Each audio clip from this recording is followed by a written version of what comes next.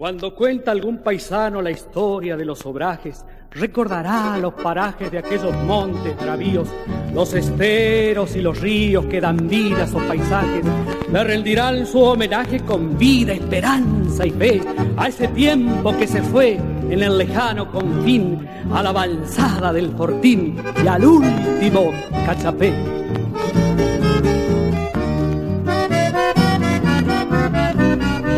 Está dormida la selva, envuelta en la soledad, en la alerta del chajar, y a los cielos en la cañada, el grito de madrugada, voz varonil del carrero y el silbido del vocero, saludando a la alborada. Aquel peón mensual que alegraba las reuniones, le anostan con sus canciones, con versos a bañer. Todo pasó, ya lo ve, quedó sola la ranchada, y hoy descargó en la planchada el último cachapé.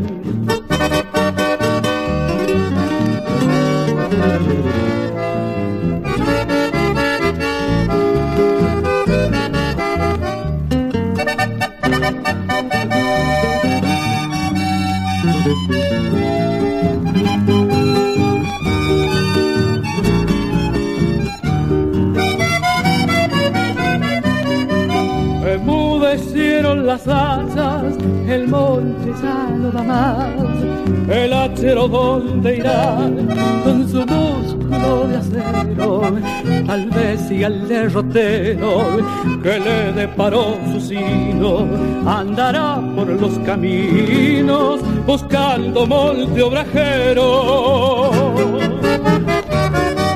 Aquel peón mensual que alegraba las reuniones, le anostan con sus canciones, con versos a bañer. Todo pasó, ya lo ve, quedó sola la ranchada, y hoy descargó en la planchada el último cachapé.